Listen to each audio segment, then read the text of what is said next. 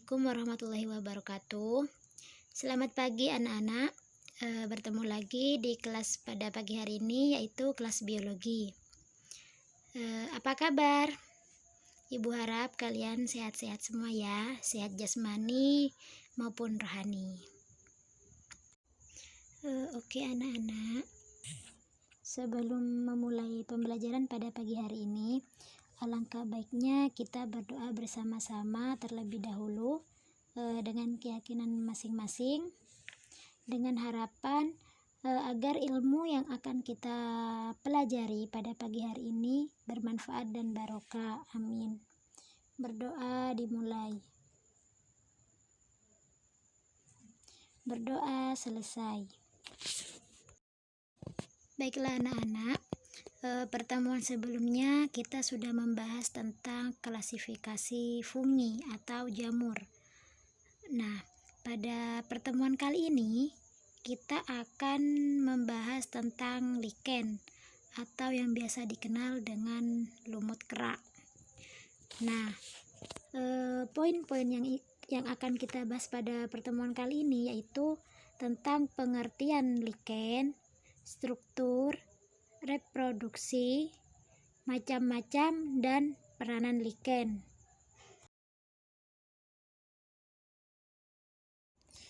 Pertama, kita akan membahas tentang pengertian lichen. Nah, lichen dikenal dengan nama lumut kera.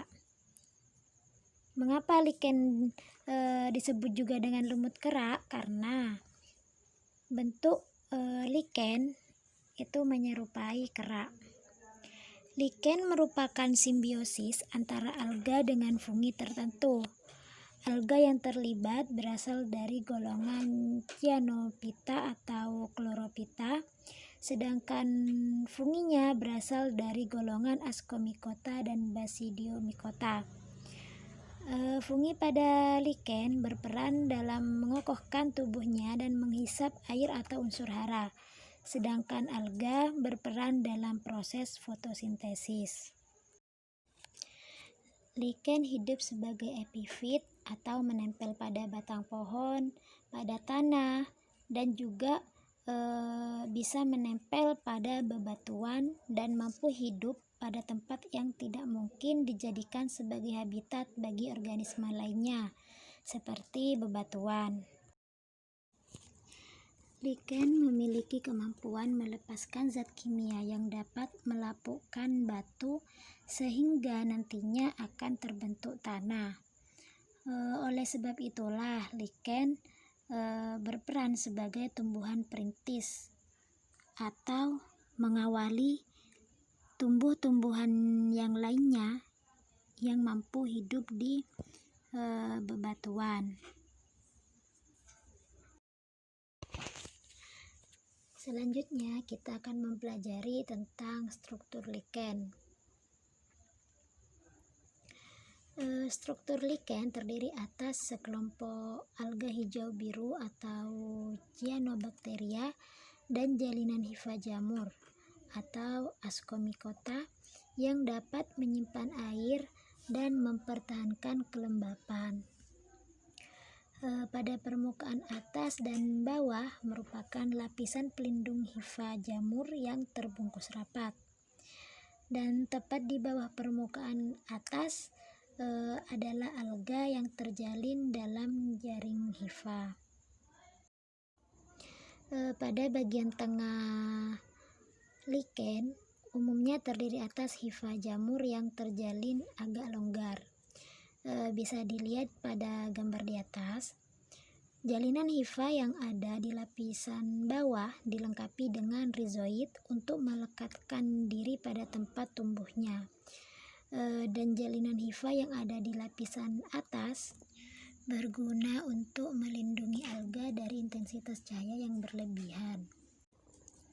Hifa jamur menyediakan air dan mineral yang diperlukan oleh alga untuk proses fotosintesis. Sedangkan jamur memperoleh zat organik yang mana zat organik ini merupakan hasil fotosintesis dari alga.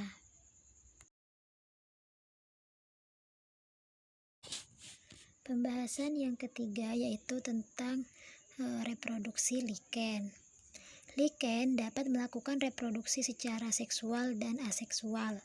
Reproduksi secara aseksual terdiri dari dua cara, yaitu dengan fragmentasi atau dengan soredium atau soredea. Pada cara fragmentasi, yaitu di sini terjadi potongan lumut kerak, di mana induk dari lumut kerak tersebut akan terlepas. Apabila potongan dari induk tersebut jatuh di tempat yang cocok, maka akan tumbuh menjadi individu baru. Sedangkan soredium merupakan beberapa sel alga yang terbungkus oleh hifa fungi. Soredium di sini berukuran kecil dan ringan sehingga mudah diterbangkan oleh angin.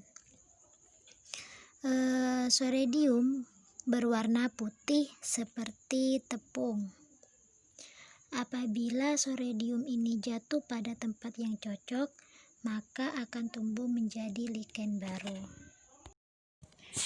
Sedangkan reproduksi yang secara seksual yaitu dengan membentuk ascospora atau basidiospora. Nah, ini bergantung pada jenis fungi yang bersimbiosis. Spora yang tidak dilengkapi dengan hifa fungi tidak akan tumbuh dan membentuk individu baru. Reproduksi seksual dengan membentuk ascospora merupakan simbiosis antara alga dengan fungi yang berasal dari golongan Ascomycota. Sedangkan reproduksi seksual yang menghasilkan atau membentuk basidiospora merupakan simbiosis antara alga dengan fungi yang berasal dari golongan Basidiomycota. Pada simbiosis antara alga dengan fungi yang berasal dari golongan Basidiomycota di sini menghasilkan basidiospora. Nah, di mana pembentukan sel dari zoospora di sini merupakan spora berflagela yang dapat bergerak.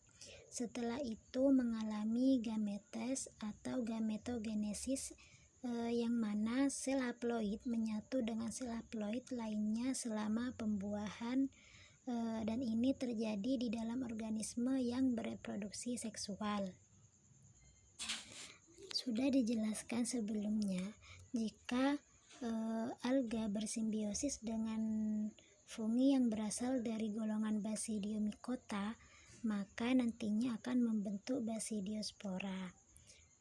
Di mana dinding sel hifa yang berlainan jenis nanti akan berkonjugasi sehingga terjadi plasmogami, di mana plasmogami ini merupakan pencampuran dari plasma sel.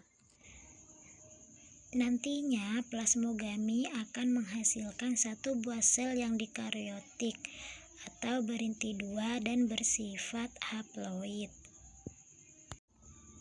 Hifa dikaryotik akan tumbuh membentuk miselium sehingga terbentuk tubuh buah, dan pada ujung hifa tubuh buah akan terjadi karyogami sehingga terbentuk basidium yang berinti diploid.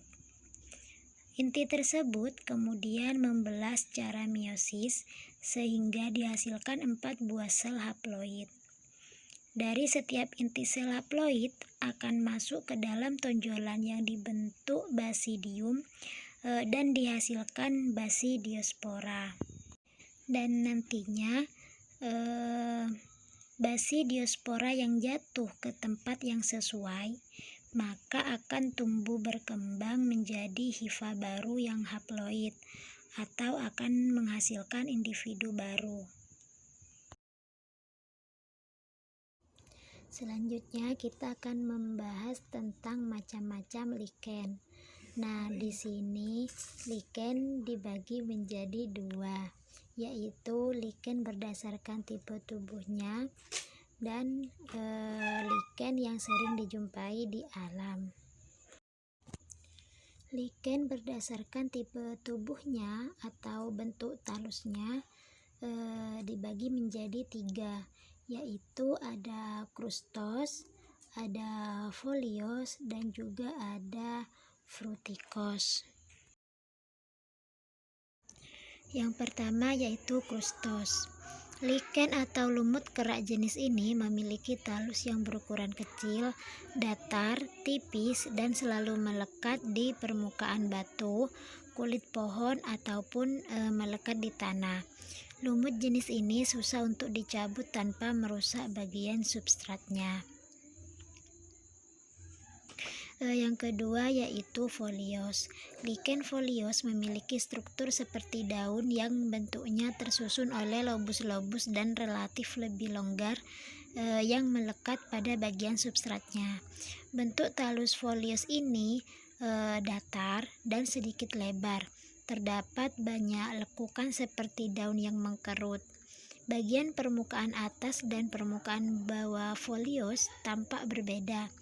Lichen ini sering ditemukan melekat pada batu, ranting dengan resinis yang berfungsi sebagai alat untuk melakukan absorpsi makanan.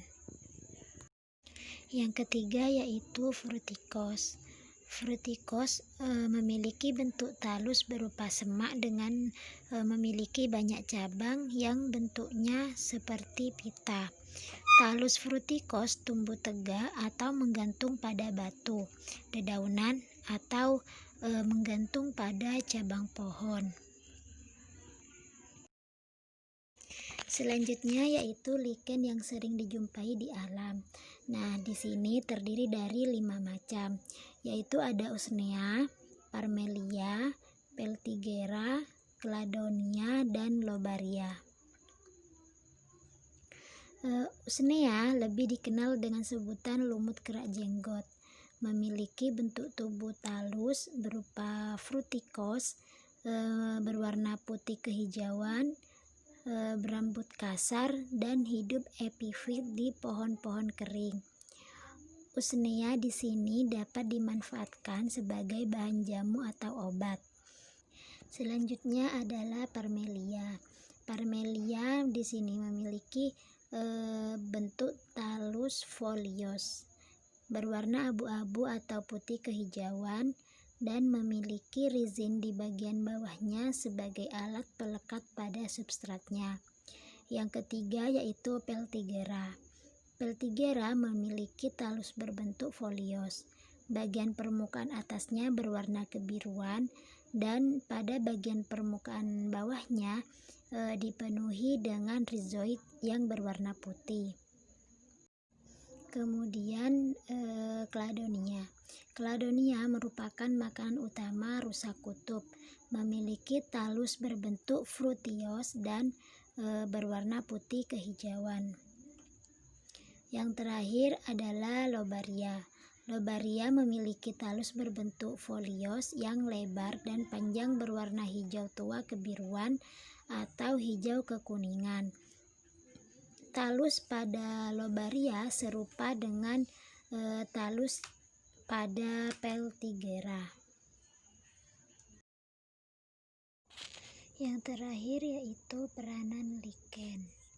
Lichen memiliki kemampuan melepaskan zat kimia yang dapat melapukkan batu, sehingga nantinya akan terbentuk tanah. Oleh sebab itulah lichen berperan sebagai tumbuhan perintis atau tumbuhan yang merintis, mengawali tumbuhan-tumbuhan lain yang dapat hidup di batu-batuan. Peran lichen yang lainnya yaitu sering dijadikan sebagai bioindikator pencemaran udara.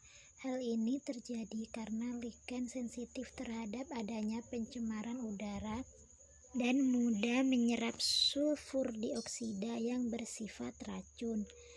Akan tetapi, lichen tidak dapat mengekskresikannya lagi sehingga tidak dapat hidup di daerah industri. Selain itu, Lichen juga dapat digunakan sebagai bahan penyamak kulit, bahan pewarna, dan bahan kosmetik di bidang industri. Oke anak-anak, untuk materi pada pagi hari ini sudah selesai.